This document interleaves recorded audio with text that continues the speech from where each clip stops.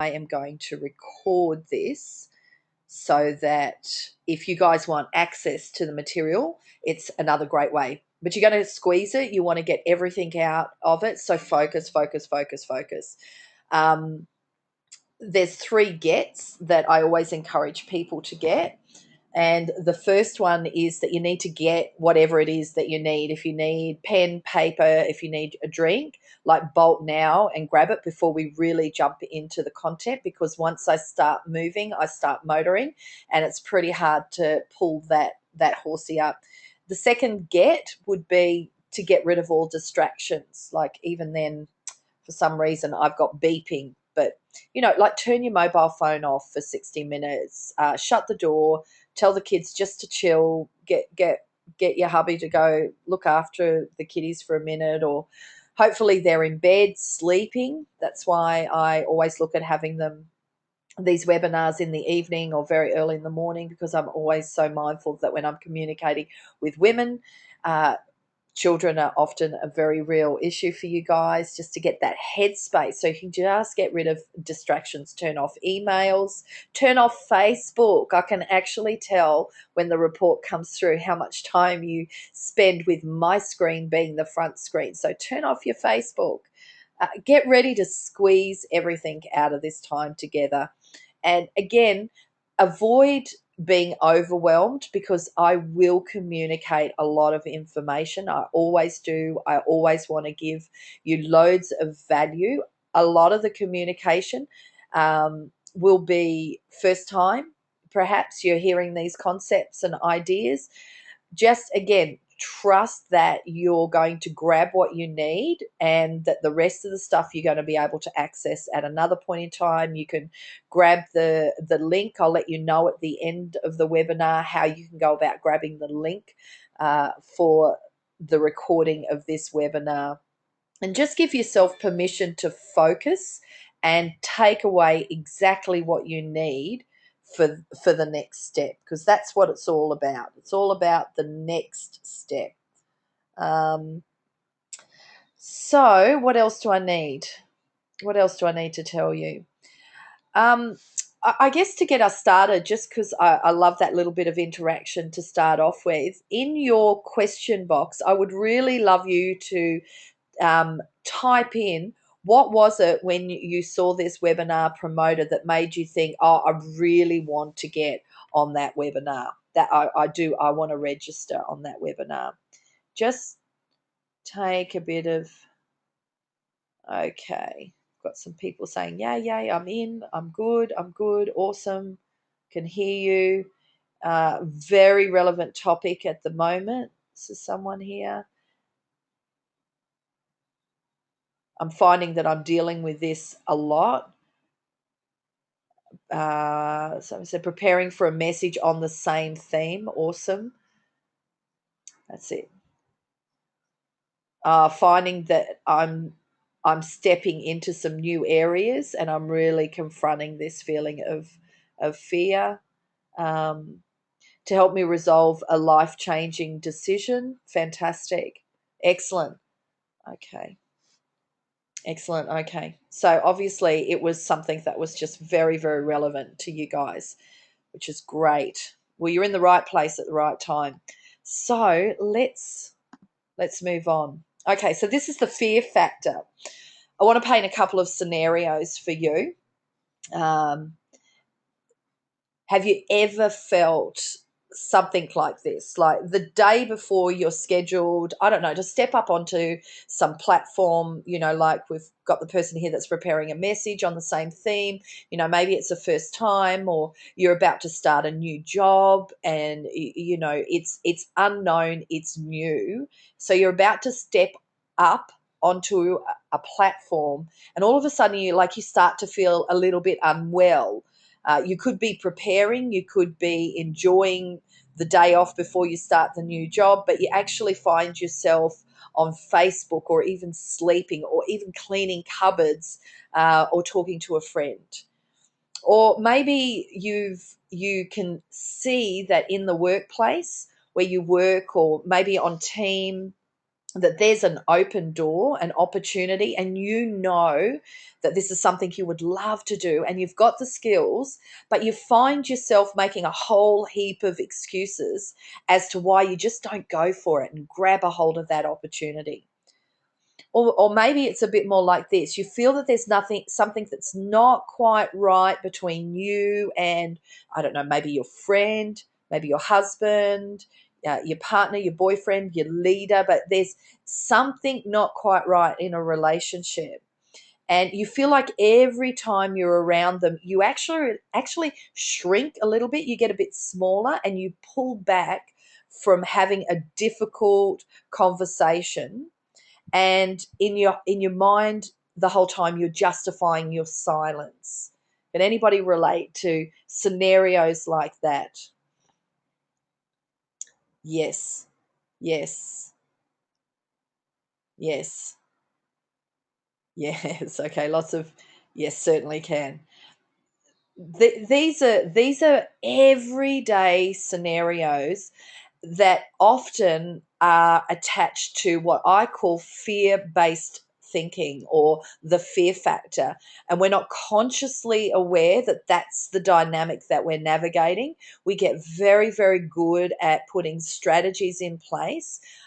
We can get very good at communicating confessions of faith, but at the same time, we've got this sneaking suspicion that we are in fact undermining our own faith, but we're not quite sure how that's all happening, because it just seems a little bit unclear for us. Well, that's actually what we're going to talk about today. It's a psychological phenomenon that has radical impact on our faith, and that's why I sort of taglined it. Um, how fear can frustrate your faith, or it can become fuel for your future. I actually believe that fear can actually become your greatest ally if you allow it to be. Now, I'm not talking about um, the sort of sensible fear, walking down a dark street and there's, figures coming towards you, and that fear of like, okay, I need to do something. I've got to run. I've got to be responsible, or, jumping off tall buildings in a single bound. I'm not talking about that sort of fear. I'm talking about this insidious fear that just finds its way into the recesses of your faith and just erodes it. So that's what we're talking about when we're talking about the fear factor. So this is one of the cool models that I came across when I was researching.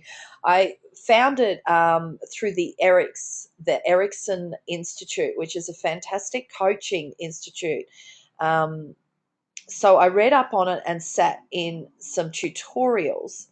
So we're going to work through this because I want you to understand this fear cycle that goes on at this unconscious level. It's not like you are consciously making decisions. You are unconsciously slipping into a default mode of how you navigate through fear, how you respond when you feel afraid. And obviously, this is an incredibly common phenomenon because we've got the Erickson Institute creating a model to explain how it all works. So, first of all, there's a fear factor, a trigger, something that triggers your fear. Like I said, it might be that uncomfortable conversation, it might be that opportunity, it might be the thought that there are some dreams that you might never realize if you don't do something that you fundamentally are afraid of. So there's this trigger, this challenge to get out of your comfort zone, and you feel unsafe. Basically, your ego feels like it's risk. This is risky business. I could come off looking really, really less than what I present to be. So, whatever it is, there's this fear factor. What that leads to is this sense of disassociation. Um, as a social worker, which is my background, we would see this in extreme cases when we worked with family violence. There would be the children would disassociate, the battered person would disassociate. It's this way of just sort of, it's like a safety response. You sort of disconnect because it minimizes the pain that you fear, um, that you feel when you feel afraid, because there's a tangible emotion attached to that. When you feel afraid that maybe you'll never find that man that you want, or you'll if you leave this job that you're really unhappy at, that you might not find another one, and then you might not be able to pay the bills, and that also might mean that you're a failure. So you disassociate from the fear because it just keeps you safer. What that then leads to is a sense of loss. It's just a sense of loss. So just imagine in the workplace, there's this opportunity, and you're sitting around a leadership table, and there's this something on the table, and you're like, oh my God, I'd love to do that. That would be so satisfying and fulfilling. But I don't know if I could do it. Like maybe I couldn't do it. Maybe I wouldn't be good enough. So you disassociate. You sort of go, no, well, I don't really want it anyway. It's not that big a deal. So you minimalize it, but then you feel a loss every time you walk into the office, because you know that there's this thing that is on the table that you passed up because I don't know, what was I thinking, like, and now somebody else is running with it. So there's this sense of loss, of grief. You let go of your aspirations, a sense that you're living less than your ideal, and it's really dissatisfying. And so what happens is there's a gap that is left, um, a, a space that needs to now be filled because you feel dissatisfied. You experience this sense of loss, and what often happens is people fill that space with addictive behaviors. Now, addictive behaviors can be anything from eating too much to drinking alcohol or substance use and abuse. How about this one? The abuse of being busy. Busy, busy, busy. I'm just so busy all the time. That can actually become an addictive behavior that's actually meeting your sense of loss of significance. So you meet it through being busy. Uh, Sometimes Facebook, social media, just for some people, it can, the addictive behavior of just being lazy and want to sleep all the time. uh, Unhealthy relationships. Like, these are all just examples of some of the addictive behaviors, so that we think outside of the spectrum of, well, I don't drink alcohol and I don't smoke cigarettes. Overspending, going out and flashing your plastic, and putting way, way too much on your credit card. These can all be addictive behaviors to compensate for this sense of loss. Then we end up grumpy.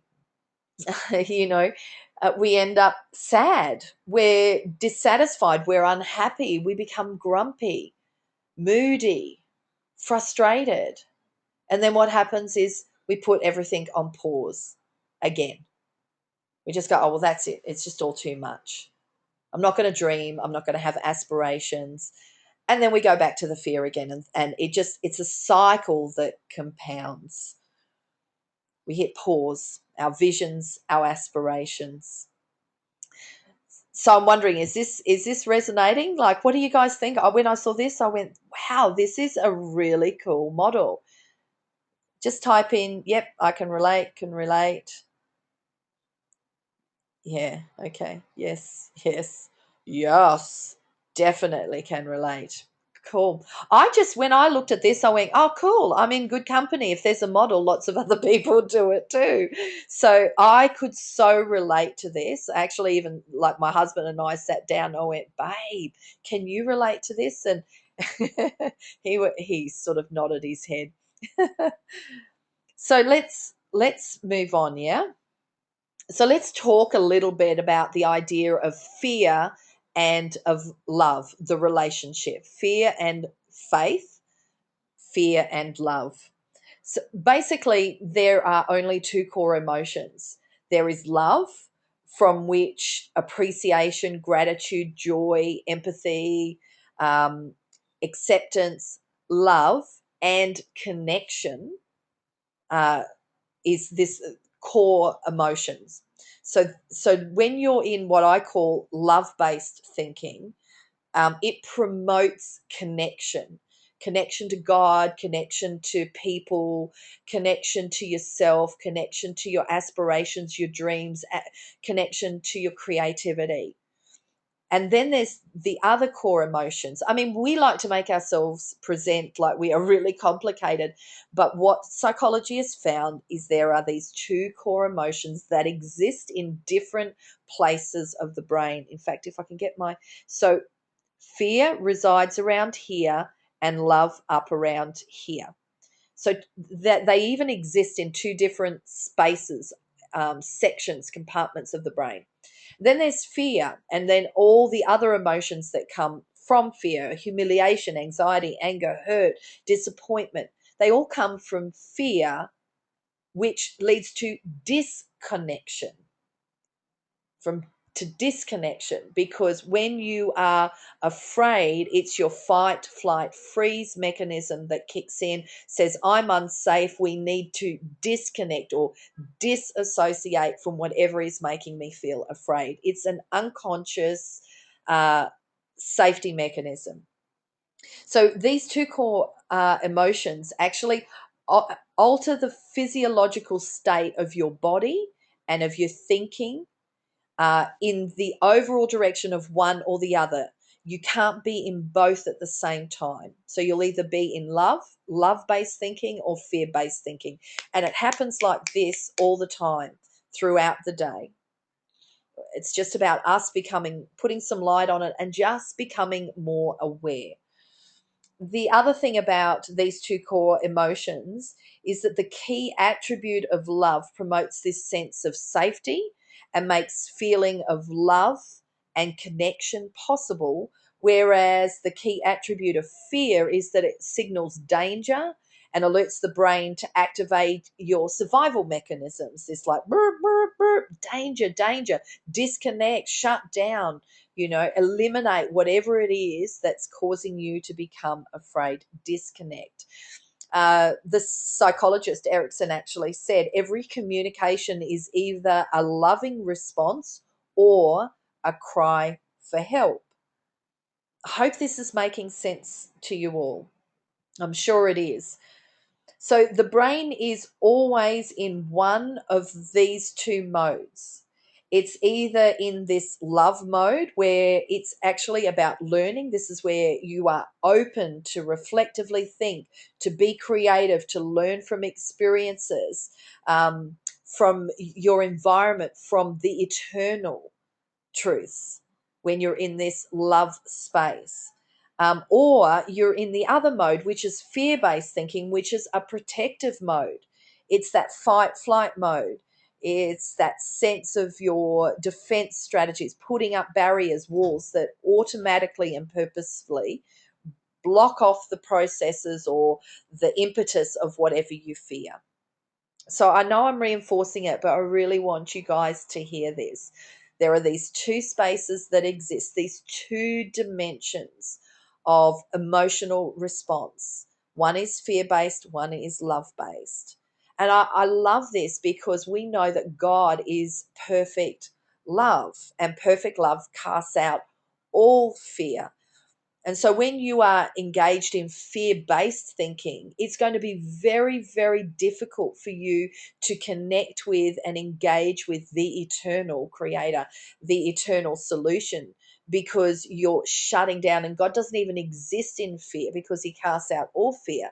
Whereas when you're in love-based thinking, when you become increasingly aware of, hey, what's going on inside of me?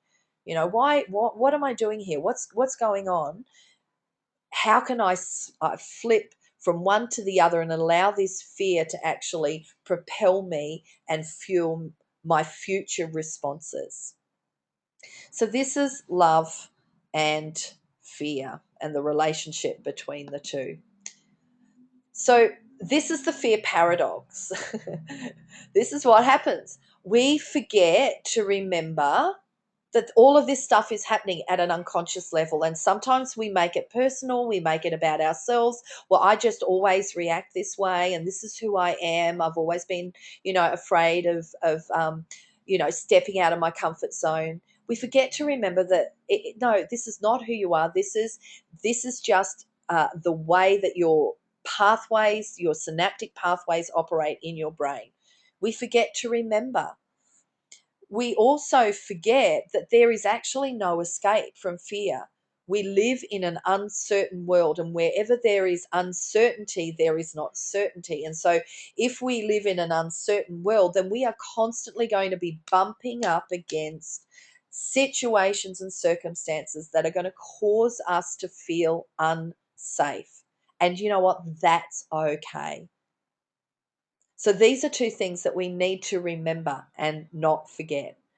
That we need to remember that there's this whole dynamic of fear-based thinking and love-based thinking, and we get to choose which one we are in. It's not in our DNA, it's not out of our control. It is so within our control.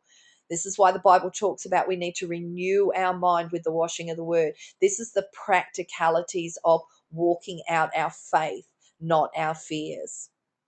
We also need to remember that there's no escape. We live in an uncertain world. God gave us dominion over the planet. We live in an unredeemed planet. We have the certainty of a loving creator, a loving God, but everything else is pretty uncertain. So this is the paradox that we operate within. So what do we do? What do we do? Well, first step is what I call shape up. It's understanding. Remember, I said earlier on that those two core emotions actually affect your physiology. They affect the way your body feels, and they affect the way that you think and the emotional responses. So the first thing you can do is become aware of, oh, I'm just feeling a little bit flat. I was fine before, but now I don't know, I'm feeling a little bit flat. What am I thinking about? And start to just become more consciously aware of what's going on the inside of you. Assume responsibility for your emotional well-being. So shaping up is the idea of your physiology affects your psychology, and your psychology affects your physiology. So become aware of when you're experiencing fear-based thinking. And you know what? It can be as simple as straightening yourself up and pulling back your shoulders. It can be as simple as taking a big breath and go, okay, what's going on? What's shifted? What's changed? And it might be that somebody's walked into the room and you don't even know, but you have this discomfort because you know that there's a conversation that you want to have around, some issue, but you're not really acknowledging it. So you slip into this fear-based thinking, or oh no, they're going to talk about that thing around the leadership table, and I know I'm going to feel really bad because I really want to do it, but I'm just too gutless. So just literally pull your shoulders back, straighten yourself up. Another great strategy is to actually lift your eyes up and look up, and as you're wondering, like, what's going on? It's a whole other webinar, but it's just around the way that your eyes move actually access different parts of the brain. And when you lift your eyes up, you actually you disconnect, you disengage from emotionalism, and you shift into visionary space. Which it doesn't surprise me, because God's always saying, lift up your eyes, lift up your eyes. He doesn't say, look down, look down. He says, lift up your eyes, lift up your eyes. Well, they have found that there is a psychological benefit to that. So lifting up your eyes, it can also be as simple as forcing yourself to smile. Not that gammon, I'm going to smile. If it kills me, smile. But just go, you know what, something shifted. I really feel like I've just moved from a space where I was really cool. I was enjoying myself, but now something shifted. I'm just going to smile. I'm going to straighten myself up, and I'm going to move on to the next step. So is this making sense for you guys? Remember, grumpy much of the time. Remember, if you've got questions, put a big Q, capital Q, and type your questions in. So, first one, shape up, like access that superwoman that's on the inside of you. Because what's going on inside of you is this next really groovy thing.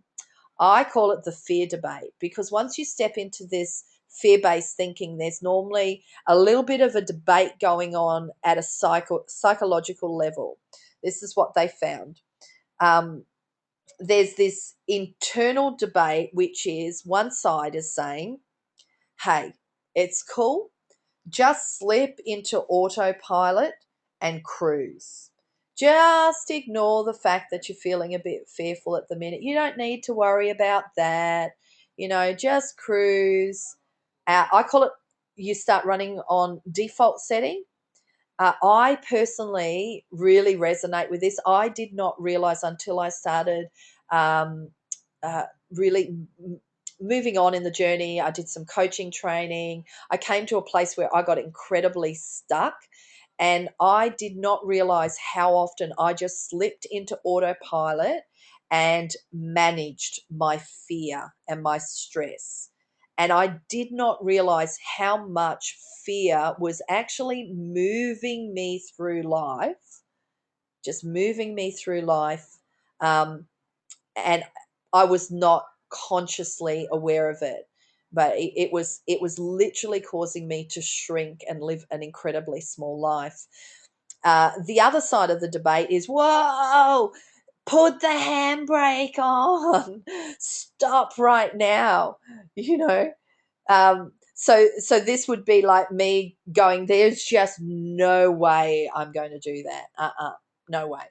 No, you want me to preach? Nah, no way. I'll make a lot of excuses, but there's just no way I'm going to do that. You want me to start a small group? Nah, no, no way. Way too busy for that. But really, deep down, you're just afraid that you're going to fail, or that you're not going to have all the answers, or that people won't come along to your small group, or start a new business or start a new project. No, no, no, no. Let's just put the handbrake on that one. Let's just put the kibosh on that one. Because no, that would mean me stepping out of my comfort zone, and I don't want to do that. So this is the internal debate, and this all has to do with how automatic thinking works. And I don't know if you're aware of it, but I'm going to try and be really cool here. So bear with me for 2 seconds, because I would love this to work. Okay, mirroring. Am I going to be able to do this? Yes, it's going to let me do it. Precious God, you're good. Okay. So this is really cool. If I can just find my pen. Here it is. Okay. So this, I saw this this is Henry Cloud. I've got to get my thingo up. Henry Cloud.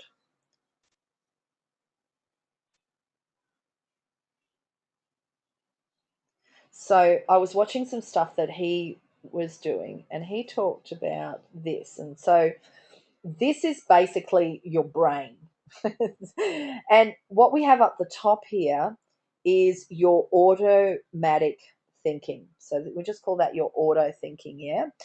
And then, so this is where there's just this automatic response. When this happens, this is how I respond. When this happens, this is how I respond. When somebody says please, I say thank you. It's like automatic. You don't even think. It all happens at an unconscious level. Sort of like a bit like some of the stuff that you do when you're driving a car. It's just automatic. You don't even think about it. And then what we have down the bottom are like your dreams, your aspirations, your desires. So what happens is these little ideas sort of float up into this space, which is free. So it's this free space. and it sort of floats up to here. But what happens is this automatic, oh, I could draw it like a little balloon. It's a little balloon, floats up to here, and this automatic thinking goes and pops it. Goes, no, we don't do that, remember? We don't step out of our comfort zone. Pop. And see, this free space here is a space where we can start this. When I talk about becoming increasingly aware, this is the space that I'm asking you to get better at accessing. So when a little dream, a little balloon, a thought that has come from your dreams, your aspirations, your desire to make a difference, your desire to start a business, whatever it might be, when it floats up into this free space, just let it sit there a little bit longer. You know, allow it to get bigger and just see where it takes you before your automatic thinking squashes it and goes, no, remember, we don't do that. Remember the last time that you tried to do that, and then the time before that, and then the time before that, and it never worked out? Well, remember, pop, we don't do that. So this, I thought, was a really great way of explaining how your automatic thinking uh, can sabotage your best efforts to live a life that is faith-filled, not fear-based. So isn't that cool? So glad that that worked. So I can turn this off now. I'm feeling very clever. Yep, back to here. Fantastic. Okay. So this internal debate. What have we got here? Okay. So this is the next thought here. This is step number 2. And this is basically, so you have experienced some fear, but like there's some fear-based thinking. You're going like, hey, hang on a second. I am feeling like I've gone a bit flat here. What's going on? You've just paused yourself. You've just paused and gone, elevated your awareness. You're in this free space. Now I want you to rethink it. I want you to rethink what's going on, reframing it. I'm just flicking down through my notes here. Bear with me. Rethinking it. So it's about becoming an observer, hitting a pause button. And you know what? You can do this. You can get very good at doing this anytime, any place. Nobody knows you're doing it. It's just a discipline. It's an internal practice. You sort of step outside yourself and become the observer. And it's basically about resisting the temptation to become so deeply invested in um, the motion of the emotion, that it either grabs you and you reef the handbrake on, or you hit the autopilot button. It's just going, no, I'm just going to hold this space for a minute. I'm not going to just run down that pathway where I start thinking how it's all going to turn to custard really quickly. I'm just going to hold it. I'm going to rethink it. Basically, when you are experiencing fear will manifest itself in 3 thought patterns, basically. The first pattern is, if I do this, I'm not loved. If I say that, he won't love me anymore. If I show them who I really am, they won't love me. So that's one of the 3 fears. The second one is exclusion, the fear of being excluded. I won't belong to that group.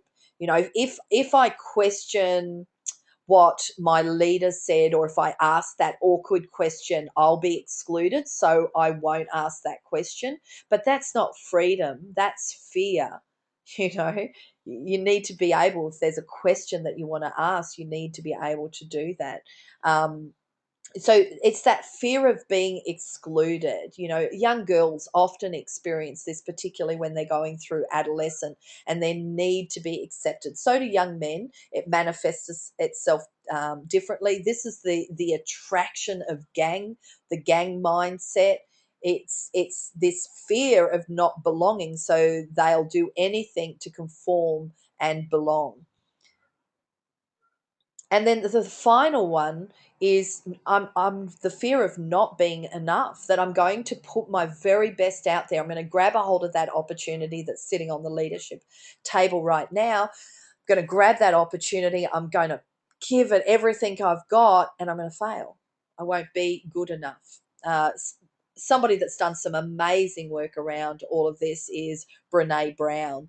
So you can Google her on YouTube or TEDx talks and get a great 20-minute snapshot of what she's about. So there's these three lines of thinking. I'm not going to be loved. They're going to reject me. I'm not good enough. As an example, there was one day when I was traveling home and everything was fine, and I noticed that my physiology shifted. I just felt a bit flat. My shoulders were a bit slumped as I was coming around a roundabout and heading towards home. So I hit the pause button, and went, what am I thinking about? What has caused me to shift? I was feeling fine before, and now I'm actually feeling a bit sort of flat. And I realized that I was thinking about a particular girl in my world and her situation. And her situation was not really that crash hot at that moment. I, sort of met with her, we'd talked, we'd done some coaching, we'd done some mentoring, but basically she had made some decisions, and that was so cool. There was no judgment from me at all. But I was thinking about that situation, and I knew that she was not particularly happy with me because she wanted a different response, like we've all been there. Well, maybe not, but she wanted a different response. And so I was actually thinking about that situation. I went, well, okay, this is obviously not positive. This is obviously not love-based thinking. So this must be fear-based thinking. So which one of the three fears is it, Trace? Is it the fear that she doesn't love you anymore? I went, no, because fundamentally I know that she does. She's just going through some stuff. That's not the problem. Okay, so that that you're losing that sense of connection of belonging with her. Well, no, again, because I just know that there's such a history there. We will always be in each other's world. And, no, it's not that. Oh my goodness. It's actually the thought that you were not enough, that you could have done something different that would have brought about a different result. Well, Tracy, that's just not the truth. The truth is she has a right to make the decisions that she's making right now. And I actually laughed at myself when I realized in the cold light of day how impractical and how poorly aligned with the truth that thought was. So that's just a little example of how you can seriously just rethink that moment. So there I was allowing fear to sort of grab a hold and rob me of that moment. But can you imagine what it would have been like if I was actually about to have a cup of coffee with that girl? Do you think that perhaps she may have picked up where I was coming from? I was certainly not love based, I was fear based. So it allowed me to very quickly shift from one space to the other. Okay. I love this guy. Front your fear is another little key when you're sort of rethinking the whole thing. And I've talked about this with many girls when you like literally just front your fear. What is the worst case scenario? And face it. Jim Collins, in his book From Good to Great, he's talking about corporations and companies, but he does talk about this concept of lift the rock and look at the ugly, creepy, crawly things. And that's what you've got to do sometimes. What would be the worst case scenario? He leaves you. They say they don't need you anymore. She never invites you over. You don't get on the team. You don't win the prize. You freeze. You fall over. Put them in the cold light of day and then amplify the truth about your worth and your value, um, and, how you stand and how you're positioned in God. Uh, And you will always find that it does not change the reality of your salvation, the fact that you have a God that loves you, And, if he does leave you, then does that mean that there's still no hope for the relationship or the marriage? No, it doesn't. There's always hope. If she doesn't invite you over, is that the worst thing in the world? Like, is your head going to explode, or is the earth going to fall off your axis? When you actually confront your fear and put it in the cold light of day, uh, you know, up against the standard of the truth, which is the word of God for your life, you'll often find it shrinks into a nothing. On the scale of eternity, it turns into nothing. Um, and we could do a whole other webinar around that, I'm sure. My little puppy's trying to get in there. The final thing is reframe it with gratitude by simply saying thank you. So your internal mechanism, your internal self, your soulish realm is saying, I'm freaking out here, I'm feeling unsafe, I feel afraid, this is my little cry for help. I'm telling you, you're about to step into a space that is going to leave you vulnerable. Say thank you, thanks, and turn it into fuel. Thanks. I really appreciate you letting me know that I'm stepping outside of my comfort zone. But you know what? It is so cool because I've actually got this. I am fully resourced for this moment. This is actually what I've been born for. And you know what? Yeah, I might be a bit afraid, but that just tells me that I'm growing, that I'm learning, that I'm stretching, that I'm pushing the boundaries, that I'm moving forward, that I'm stepping into my promised land. I love the scripture.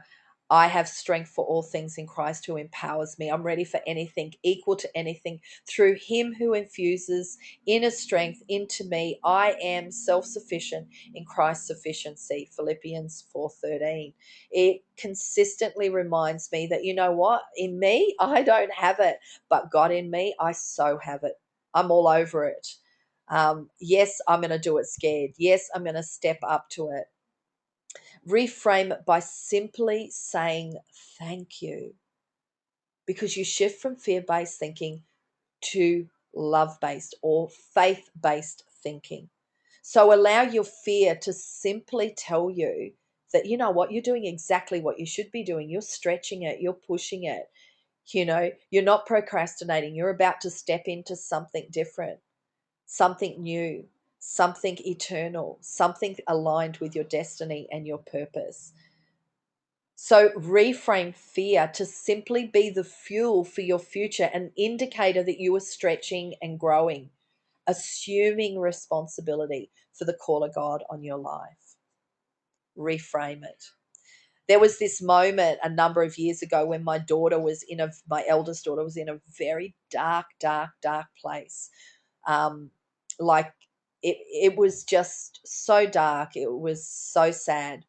And there was this moment when the truth came out about the depth of this situation for her, and she was in her bedroom curled up in the corner, and she would not even let me go near her. She was so humiliated and so ashamed.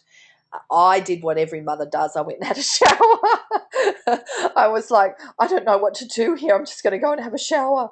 And in the shower, I started to have this this thinking of like, where did I go wrong? What did I do wrong?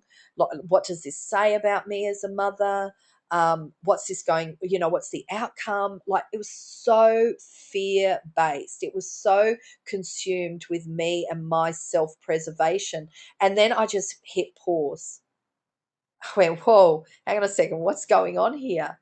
I've got a little girl in a room devastated at her situation. And I'm in here thinking about me and how I can protect and safeguard myself. I flipped in that moment from fear based to love based. And I went, you know what? Thank you. Thank you for this opportunity.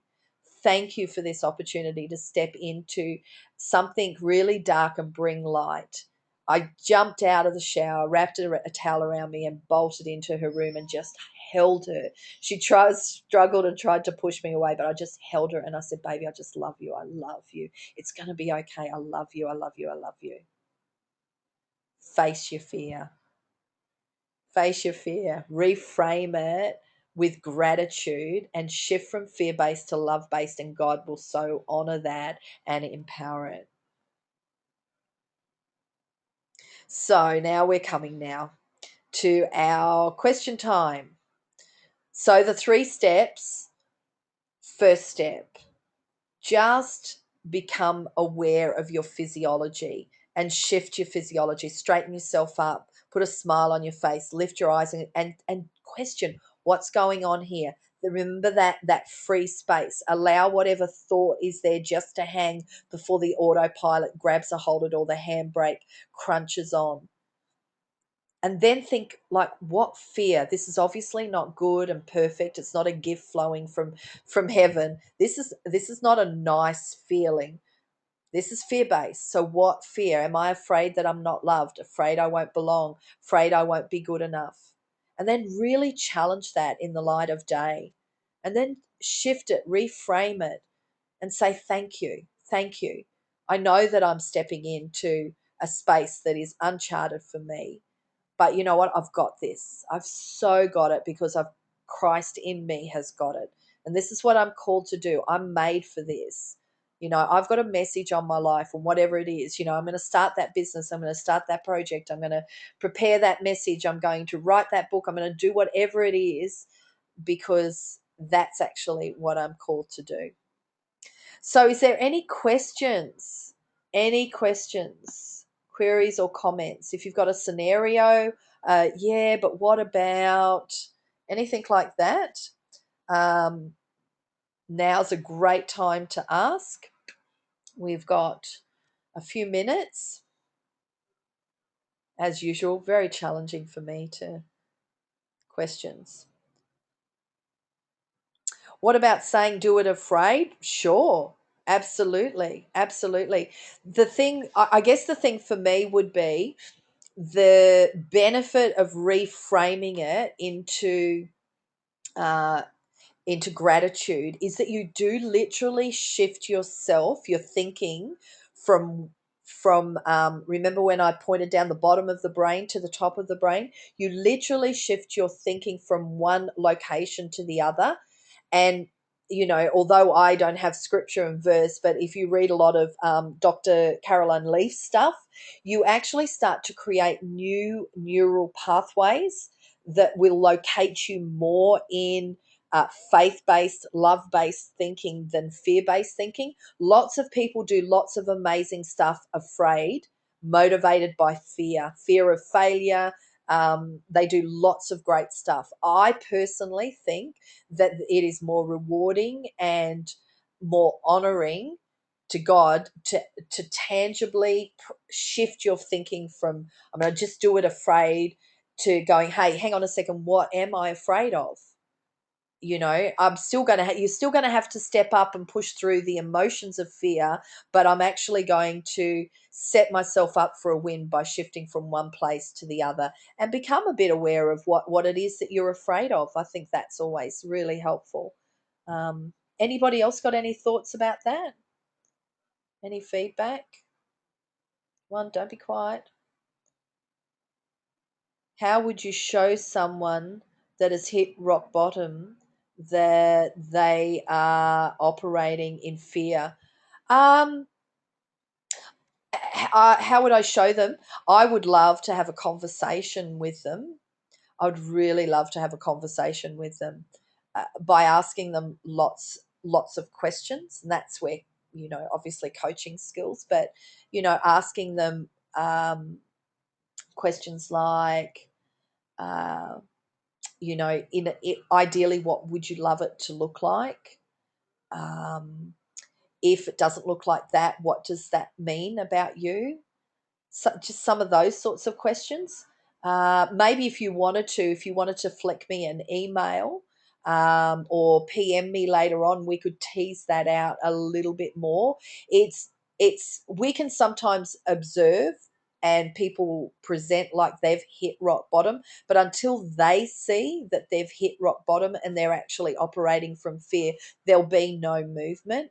Um, because really they're the only one that can move themselves from one place to the other.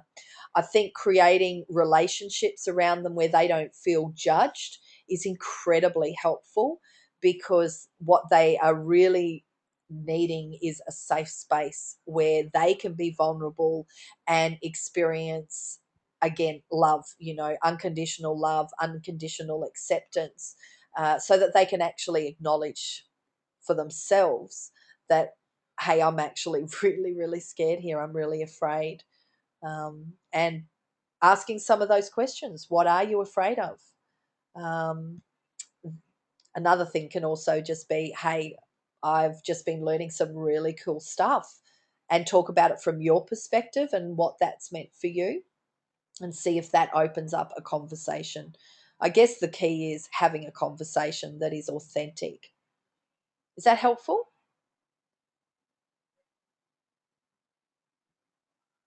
Click, click, click, click. Yes. Oh, you've lost sound. That's a shame. Somebody. So good. That's great. So, any other questions?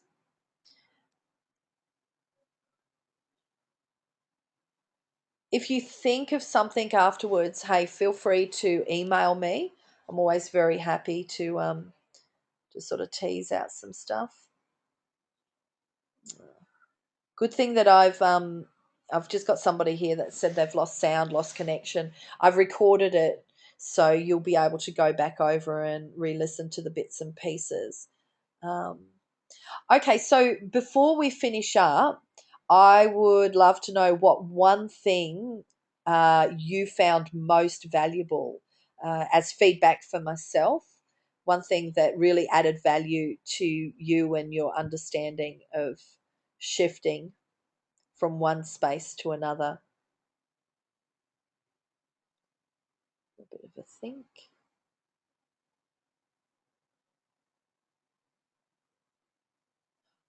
Only really two emotions. I know, so amazing. It is really amazing. Yeah. We're fearfully and wonderfully made, but it's not as complex as we would imagine. There's so much that they're learning about our psychology at the moment, and it makes it a lot more manageable. Um, the rethink section was really helpful. Yeah, around the fear of not being loved, not belonging, and also not being good enough. It's really interesting. Love the Henry Cloud model. Yeah, feel free to use anything that I've got. How cool was that, doing that on my iPad? I'm quite impressed with myself. I had to push through my fear of failure. Realizing that my fear is what's holding me back in making the leap of change. Yeah, change is scary. But hey, can I tell you a little story? I use this often. So it's a story of a father that had twin boys, and the twin boys they're in year three, and they went on the same bus there and home again to school. Anyway, they got a letter saying the bus route coming home has been changed. One twin, no problems with the other at all. The other twin was really stressed about the change, this fear of change. The night before the new bus route was to start, the father noticed one boy sleeping soundly, the other boy restless, up, down, I need a drink of water. He realized that he needed to do something. So he got the boy up, got him all dressed, put his backpack on, and then literally walked him through all the steps that he needed to take the following day to catch the right bus. So he walked him to the bedroom door and said, pretend this is your classroom door. Which way will you turn, left or right? Okay, you turn left, and then you go down the corridor. And, even to the point of saying, um, okay, so just there's what happens if everything goes wrong? What's a plan B? What's your plan B? And they talked about how another boy in the classroom also catches the bus, and he could ask him for help. And anyway, they ended up putting the little boy back to bed. He slept really soundly. The realization that the father had was it was not the change that he was afraid of, it was feeling that he was unprepared for the change that he was afraid of. So, I'm not sure if that story resonates for you, but it might not actually be the change. It could be feeling unprepared for the change. And that's where this fear can actually become fuel for faith because, it's not the change. It's actually me feeling I'm not prepared. Well, what would happen if you knew for sure that that change was going to be the best thing you could ever do?